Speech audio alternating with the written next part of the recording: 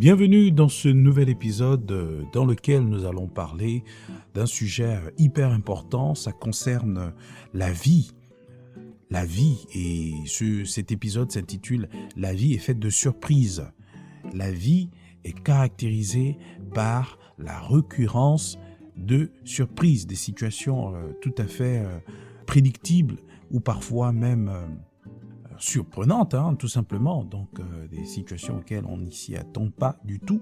Et c'est ça vraiment qui caractérise la beauté de la vie, parce que la vie, c'est le mouvement. On n'est pas dans la stagnation, on n'est pas dans quelque chose de statique. Et on va le voir aujourd'hui à travers les Écritures, mais aussi à travers des faits concrets. Et ma prière est que vraiment nous puissions avoir une ouverture d'esprit, mais aussi un sens critique, on va dire un peu, qui nous amène un peu à questionner toutes les conventions que nous avons épousées dans le temps, en fait. Donc toutes les conventions qui nous ont plus ou moins amenés à entrer dans un tunnel, entrer dans un moule qui ne correspond pas forcément à ce que Dieu veut pour nous. Donc le plan de Dieu pour nous, le plan de bonheur que Dieu a pour nous. Parce qu'il lui dit à Jérémie, j'ai des projets de bonheur et non de malheur. Donc vraiment, on va essayer de comprendre aujourd'hui, par la grâce de Dieu, le sens de la vie, en fait. Le sens de la vie. Vous qui m'écoutez aujourd'hui, quel est le sens, en fait, que vous pensez que la vie a, la vie, c'est quoi la vie? C'est quoi la vie? Beaucoup peuvent penser que la vie, c'est le fait de respirer, c'est le fait d'aller à 100 la caisse, dans tout ce que nous aimons, dans tout ce que nous faisons. La vie, c'est, je sais pas, c'est un temps que Dieu nous donne. Ça aussi, c'est une vérité. Donc, il y a plusieurs définitions subjectives, complètement subjectives, que l'on peut attribuer à cette notion-là, la vie. Mais ce que je veux relever ici dans cet épisode particulièrement, c'est le fait que la vie est particulièrement caractérisée par les surprises, la nouveauté, l'innovation. Tout ce qui marque un mouvement, la récurrence d'un mouvement. Je vais prendre un exemple. Lorsqu'on va par exemple à l'hôpital, vous allez voir que pour toutes les personnes qui sont internées, donc malheureusement, qui sont dans le coma, ou bien qui, je ne sais pas exactement, qui sont par exemple en réanimation, vous allez voir l'espèce de machine qui marque le rythme cardiaque, d'accord? Souvent, vous allez voir que il y aura un petit son qui va faire récurrent, qui va faire pep, pep, pep, pep, vous voyez? Et lorsque vous regardez l'écran, vous allez voir qu'il y a comme des zigzags dans l'écran. Il y a une espèce de flèche statique et il y a une autre flèche qui fait comme des zigzags, qui marque le mouvement respiratoire, qui marque le mouvement du battement de cœur, en fait. Et ça permet vraiment un peu de comprendre la dimension, la définition de la vie, en fait. La vie, justement, c'est ça, c'est le mouvement.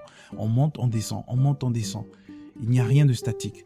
Parce que dès lors que la courbe devient statique, ça commence à être inquiétant parce qu'on se dit que la personne ne respire plus, la personne n'est plus en bonne santé en tout cas. Et donc, on a de quoi vraiment commencer à prier en fait, à remettre cela entre les mains du Seigneur parce que on ne veut pas que la personne parte. Donc la vie est vraiment dans le mouvement. La vie est dans la variation. La vie est vraiment dans tout ce qui marque un changement, d'accord? Parce que on le dit souvent, il n'y a que des idiots qui ne changent pas. C'est-à-dire que quand on parle de mouvement, c'est un mouvement à tous les sens en fait, à tous les niveaux. Un mouvement physique, un mouvement intellectuel, un mouvement dans notre comportement, notre façon de faire. C'est-à-dire c'est un profond changement. La vie est marquée par le changement. Le fait de progresser, donc de ne pas demeurer dans une posture statique à vitam aeternam en fait. Ça ne peut pas vraiment nous amener à expérimenter la réalité du bonheur. Tout ce que je dis ici, ça peut donner vraiment l'impression que c'est philosophique, mais c'est une vérité en fait. Imaginez une personne qui ne bouge plus. Quand bien elle a les yeux ouverts, imaginez un peu cette personne-là, elle ne bouge pas, elle est juste statique. Vous conviendrez avec moi que on pourra dire que cette personne, déjà elle est inapte, elle n'a pas les mêmes facultés que vous. Il y a quelque chose qui n'est pas vivant en elle. Et la seule chose qu'on peut souhaiter à ce genre de personne, c'est qu'elle retrouve vraiment ses capacités, et qu'elle puisse jouir de la vie comme vous et moi, qui avons cette grâce, bien sûr. Donc la vie, c'est ça. Cette absence de mouvement, justement, crée finalement la mort. C'est vraiment cet opposé-là. Parce que la mort, avant d'être physique, elle est d'abord spirituelle, elle est d'abord psychologique, elle est mentale, elle est intellectuelle aussi. Le fait de ne plus produire, le fait de ne plus bouger, le fait de ne plus découvrir, le fait de ne plus explorer, je dirais même le fait de ne plus s'étonner, de ne plus être surpris par les choses de la vie, c'est le début de la mort en fait. Vous imaginez un peu, un seul instant, je prends l'exemple des personnes qui sont extrêmement religieuses. Vous savez, les religieuses, c'est vraiment des personnes, elles sont très dangereuses parce que hypnotisées par des doctrines, ils sont dogmatisés en fait, c'est des dogmes préétablis par des hommes qu'elles respectent en fait à la lettre et qu'elles observent quotidiennement dans leur vie. Et lorsqu'elles ont en face d'elles des personnes de leur communauté qui ne pratiquent pas les mêmes choses, eh ben, elles sont extrêmement toxiques, elles deviennent très nuisibles en tout cas face à ces personnes-là. Elles vont faire tout en tout cas pour culpabiliser, condamner, accuser ces personnes-là, amener ces personnes à se sentir indignes, condamnées de Dieu. Et cela va naturellement se faire sur la base du baromètre. Hein. Donc, vous ne respectez pas ceci, vous ne faites pas ceci, vous ne faites pas cela. Et c'est ce que Jésus a vécu tout au long de son ministère. Il était essentiellement attaqué par des personnes religieuses, notamment les pharisiens, les sadducéens, les publicains. Encore que là, même les publicains, les pauvres, voilà. Mais de façon générale, il était vraiment attaqué par les pharisiens, des personnes qui se réclamaient vraiment de Dieu et qui donnaient l'impression vraiment de vivre la piété de par leur apparence physique, de par leur façon de parler, de s'exprimer, de se tenir devant les gens.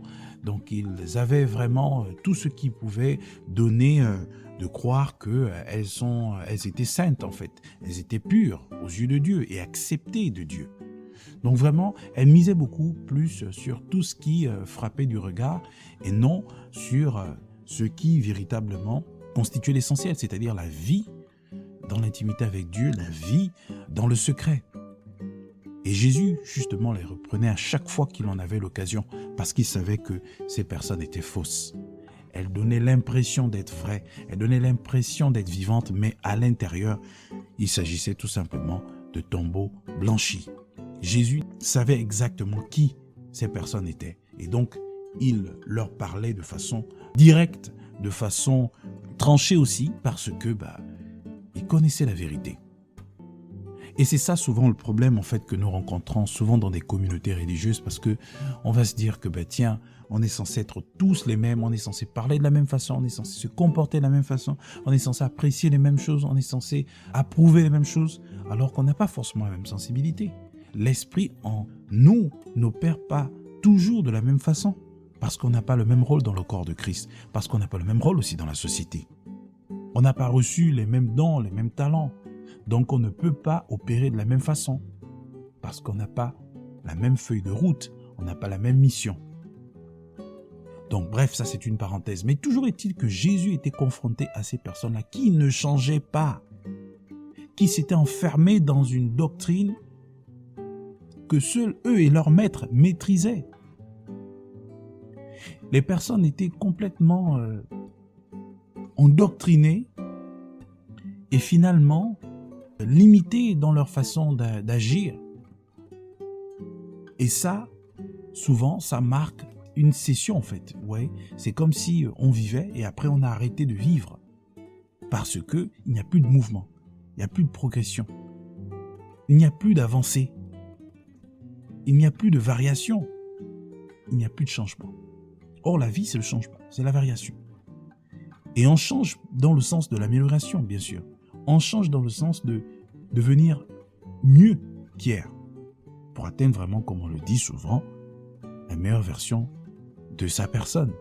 Et j'ajouterais, selon le Seigneur. Et ça, c'est très important. Selon Dieu. Parce que nous voulons véritablement expérimenter la réalité du bonheur en Dieu. En Dieu. On veut expérimenter le bonheur selon Dieu. Cet état de paix, cet état de liberté, mais également ce sentiment de bien-être, donc la bonne santé, mais également l'état d'accomplissement, cette capacité à se réaliser. Et si on veut se réaliser, mais on va être dans le mouvement, on va être dans l'exploration, on va être dans la découverte, on va être dans la formation, on va être dans la prise d'initiative, on va être dans la collaboration, on va être dans le voyage, on va être dans tout ce qui nous permet vraiment d'avancer. Et c'est ça la vie. Il n'y a rien de statique, il n'y a rien de monotone. Parce que la monotonie, elle tue la vie de quelque chose. Vous imaginez un seul instant, vous êtes en couple et que vous êtes là, c'est la routine, c'est la monotonie, vous savez comment ça commence, vous savez comment ça termine. Et ce à tous les niveaux, dans toutes les dimensions. Mais vous allez vous lasser en fait. Vous allez vous lasser d'un de l'autre, vous allez vouloir expérimenter quelque chose de nouveau parce que c'est un besoin qui est inscrit profondément en l'homme. Je l'ai écrit dans mon livre « Exprime ta passion, suicide et vocation ». Dieu a inscrit en nous une faculté créative, donc cette capacité de créer, mais également d'innover. Pourquoi? Parce qu'il sait qu'en nous, il y a un besoin silencieux qui recherche l'innovation, qui recherche la découverte, qui recherche la surprise, qui recherche l'inconnu.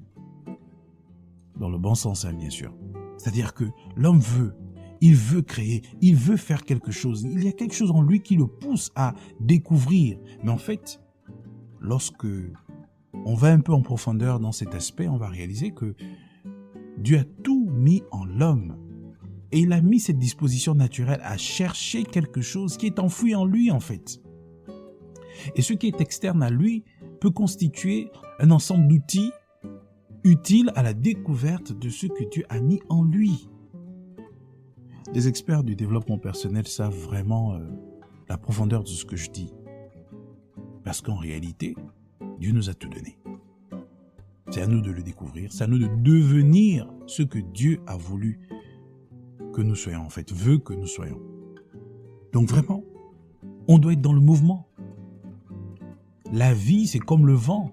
C'est d'ailleurs la raison pour laquelle, lorsque Jésus parlait à Nicodème, il disait que si un homme ne naît d'eau et d'esprit, il ne peut entrer dans le royaume des cieux. Donc il doit naître de nouveau. Nicodème, qui était donc un pharisien, qui était aussi un docteur de la loi, qui l'enseignait à des foules, sans doute, ne savait pas exactement ce que c'était que la nouvelle naissance. Donc lorsque Jésus lui a parlé de la nouvelle naissance, lorsqu'il est venu nuitamment aborder Jésus, parce qu'il savait que s'il le faisait en plein jour, il pouvait être lapidé, il pouvait être accusé par les frères de sa communauté, donc les religieux pharisiens. Il est venu voir donc Jésus de nuit, il a frappé à la porte et il a demandé, mais qu'est-ce qu'il faut pour avoir la vie éternelle? Et Jésus lui dit, il faut naître de nouveau. Il dit, mais personne ne peut faire ce que tu fais là si Dieu n'est avec lui. Nous, on sait. Même si publiquement, on ne le reconnaît pas, on ne l'admet pas. Mais moi, personnellement, je sais que personne ne peut faire tout ce que tu fais si Dieu n'est avec lui.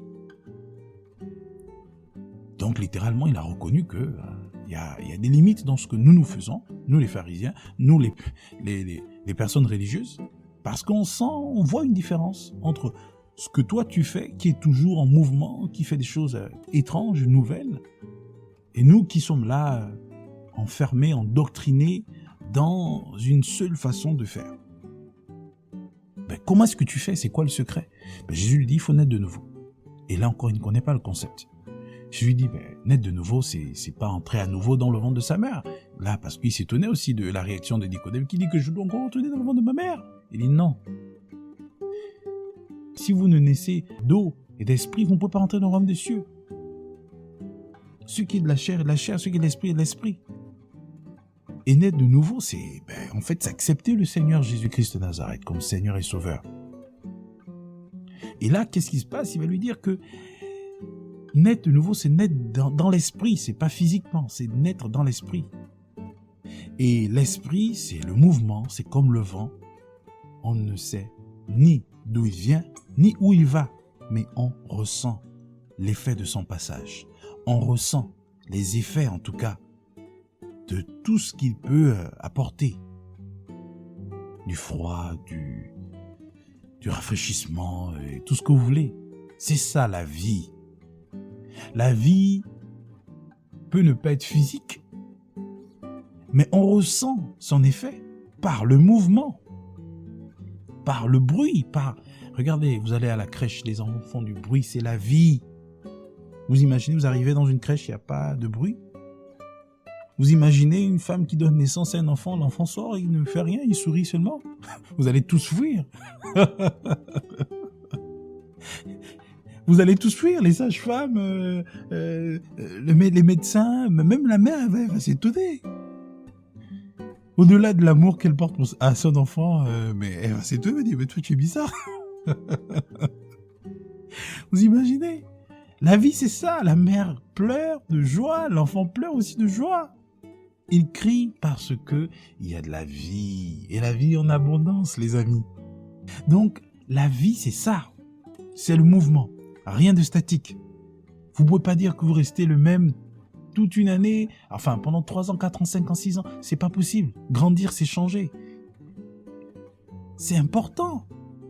Grandir, c'est un choix, mais on fait le choix de changer. On fait le choix de progresser. Et progresser, parfois, ça veut dire que vous allez être sélectif sur presque tout. Vous allez commencer à dire non à certaines choses auxquelles vous disiez oui autrefois. C'est ça la vie. Donc, même si les gens sont frustrés de voir que vous changez, je suis désolé, vous êtes en train de grandir. Et lorsqu'on grandit, lorsqu'on était petit, on mangeait tout ce qui concernait vraiment notre âge, qui correspondait, qui était compatible à notre âge. On s'exprimait comme on était petit, parce qu'on était jeune. Et lorsqu'on grandit, tout change. Parce que les réalités auxquelles on est confronté quotidiennement ne sont plus les mêmes. Donc la vie, c'est le changement. La vie, c'est le mouvement. Vous ne pouvez pas toujours ou éternellement être le même, sinon il y a un problème. Vous êtes victime d'une anomalie, peut-être naturelle ou volontaire. Mais ça doit se travailler par la prise de conscience du fait que la vie est marquée par le mouvement. Pour cela, vraiment, on va prendre un passage dans la Bible, dans Actes chapitre 17. Je plantais le décor. Alors ici, c'est Paul et Silas. D'abord Paul, qui va être... ils vont tous les deux d'ailleurs faire l'objet d'une persécution de la part des Juifs. Lorsqu'ils vont arriver déjà en Thessalonique, ils vont annoncer le nom de Jésus. Les Juifs vont les persécuter. Qu'est-ce qui va se passer? Ils vont se déplacer, ils vont aller à Bérée. Et arrivé à Bérée, là aussi, les Juifs vont aussi se mobiliser parce que déjà la veille, qu'est-ce qui s'est passé? Lorsque Paul et Silas vont se réfugier chez un certain Jason, les Juifs vont accuser Jason d'avoir hébergé Paul et Silas. Et donc, ils vont les traîner devant les tribunaux. Ils vont même payer une caution du fait d'avoir hébergé des personnes que les Juifs estimaient être dangereuses et nuisibles pour la population. Donc là, Paul et Silas vont se diriger donc à Bérée, dans une autre ville. Là aussi, les Juifs vont se mobiliser pour les persécuter. Alors Paul va se séparer de Timothée et de Silas, donc il va les laisser là-bas, et lui il va aller à Athènes, donc en Grèce. Et lorsqu'il se retrouve là, il va aussi annoncer le nom de Jésus, parce que il va sentir dans son esprit ce besoin de le faire, et il va être confronté donc à des épicuriens et des stoïciens avec qui il va échanger. Donc eux, ils vont marquer un intérêt pour l'écoute, juste écouter. Pas parce qu'ils étaient vraiment intéressés en tant que tels, mais ils vont vouloir l'écouter par curiosité. Vous savez, les philosophes. Et donc, il va échanger avec eux et il va leur dire que je vous trouve extrêmement religieux parce que vous adorez des dieux que vous ne connaissez pas. Et moi, je vais vous annoncer Jésus-Christ de Nazareth. Donc, ils vont l'écouter à l'aréopage. Et là, qu'est-ce qui va se passer? Certains d'entre eux vont dire, bon, écoute, on va t'écouter plus tard. On reviendra là-dessus plus tard. Certainement, ils étaient agacés. Et parmi ces personnes, en tout cas, il y a eu quelques-uns d'entre eux, en tout cas, qui vont être sauvés, donc qui vont accepter le Seigneur, un groupe de femmes, etc. Mais ce qui est intéressant dans le discours de Paul face à ces philosophes, c'est qu'il va dire ceci, à partir du verset, verset 22, il va dire ceci. Paul, debout au milieu de l'aréopage, dit « Hommes athéniens, je vous trouve à tous égards extrêmement religieux, car en parcourant votre ville et en considérant les objets de votre dévotion, j'ai même découvert un autel avec cette inscription: à un Dieu inconnu. Ce que vous révérez sans le connaître, c'est ce que je vous annonce. Le Dieu qui a fait le monde et tout ce qui s'y trouve, étant le Seigneur du ciel et de la terre, n'habite point dans des temples faits de mains d'hommes. Il n'est point servi par des mains humaines comme s'il avait besoin de quoi que ce soit. Lui qui donne à tous la vie, la respiration et toutes choses. Il a fait que tous les hommes, sortis d'un seul sang, habitent sur toute la surface de la terre et ont déterminé la durée des temps et les bornes de leur demeure. Il a voulu qu'ils cherchent le Seigneur et qu'ils s'efforcent de le trouver en tâtonnant, bien qu'il ne soit pas loin de chacun de nous, car en lui nous avons la vie, le mouvement et l'être. C'est ce qu'ont dit aussi quelques-uns de vos poètes. De lui nous sommes la race. Oh, Amen. Vous voyez, c'est extraordinaire. Il résume parfaitement ce que nous avons dit dans cet épisode. Il dit, moi ce qui me marque vraiment, c'est qu'il fait un constat. Voilà, vous adorez des choses que vous ne connaissez pas. Après, il dit, ce Dieu que vous cherchez finalement sans vous en rendre compte, il nous a donné, il dit en lui, lui qui donne à tous la vie, la respiration et toute chose. Déjà, un autre élément très important qui marque la vitalité de quelque chose, c'est la respiration. On inspire. On expire. On inspire. On expire. Ça marque la vie. Un mouvement. Le mouvement respiratoire. C'est un mystère. Il n'y a rien de statique. Vous n'allez pas inspirer seulement. Vous n'allez pas seulement expirer. Parce que si vous le faites, vous allez mourir. C'est le mouvement. Vous voyez, ça marque la vie. Il le résume au verset 28. Il dit, en lui nous avons la vie, le mouvement et l'être. Vous êtes ce que vous êtes parce que vous bougez. Et vous bougez parce que vous avez la vie. Et cette vie, c'est Dieu qui vous l'a donnée. Parce qu'il est la vie. Au commencement était la parole était avec Dieu, la parole était Dieu. Rien de ce qui n'a été fait sans elle, car tout ce qui a été fait par elle. En elle, il y avait la vie, et la vie était la lumière des hommes. Dieu est la vie. Jésus dit, je suis le chemin, la vérité et la vie. Le voleur vient pour dérober, égorger, détruire, mais moi je viens pour vous donner la vie et la vie en abondance. Celui qui croit au Fils a la vie. Car Dieu a tant aimé le monde qu'il a donné son Fils unique afin que quiconque croit en lui ne périsse point, mais qu'il ait la vie éternelle. La vie éternelle, c'est qu'ils te connaissent, toi, le seul vrai Dieu. Oh, come on. La vie, c'est un mystère, les amis. Elle ne se limite pas seulement à la dimension physique, elle est d'abord spirituelle. Dieu nous a donné la vie par le bien-aimé Jésus-Christ de Nazareth. Lorsqu'on accepte Jésus, on est revitalisé, on est de nouveau. On était autrefois morts parce que nous avions été séparés de Dieu du fait du péché d'Adam et Ève, mais en acceptant Jésus, nous retrouvons notre position d'enfant de Dieu et donc nous avons la vie.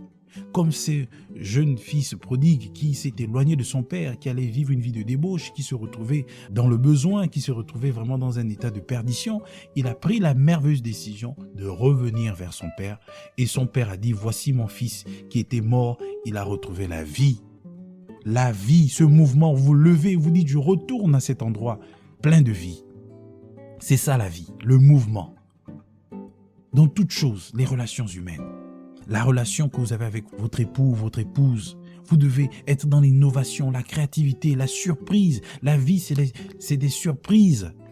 Quelqu'un disait que lorsqu'on n'est plus surpris dans la vie, c'est qu'on est malheureux, on est déjà mort. Vous avez besoin d'être surpris. La vie est faite de surprises. Et quand on parle de surprise, c'est agréable et désagréable. Hein? C'est ça la vie. Mais c'est ça qui fait la beauté de la vie, en fait, son charme, c'est que tout n'est pas toujours rose, tout n'est pas toujours bleu, tout n'est pas toujours jaune, tout n'est pas toujours rouge. La vie, c'est la fluctuation de tout cela. Ça change, c'est la vie. That's life. Come on. Et Jésus veut que nous ayons la vie et la vie en abondance. Prenez des vacances, allez découvrir de nouvelles choses. Si vous avez passé trop de temps seul à la maison, voilà. Si vous avez trop travaillé, prenez une pause, faites autre chose. Votre corps a besoin de cette vie-là. Ne soyez pas tout le temps sérieux. Ayez un peu du temps où vous rigolez, vous blaguez, vous plaisantez, vous vous marrez, vous vous accordez un petit temps de folie. Bien sûr, dans le strict respect de l'honnêteté, la dignité et la justice. Ne faites pas de votre liberté une pierre d'achoppement pour les autres, et même pour vous-même aussi. Donc, faites tout ce qui va vous permettre d'être équilibré, de vivre dans un état de paix, de liberté, de bonne santé et d'accomplissement. C'est ça le bonheur. Dans le Seigneur. N'est-ce pas une bonne nouvelle? Oh, Dieu veut que nous puissions expérimenter la vie. Et cette vie nous est rendue accessible par le Seigneur Jésus-Christ de Nazareth. C'est vraiment ma prière que vous puissiez véritablement être remplis de vie. C'est vraiment ce qui a animé ce projet vital, la joie de vivre, mission de vie, vraiment tout cela pour que nous soyons véritablement remplis de vie, que nous puissions la partager, la communiquer aux personnes autour de nous. C'est ce que le Seigneur attend de nous. Mesdames et messieurs, soyez bénis. Au nom de Jésus. Amen.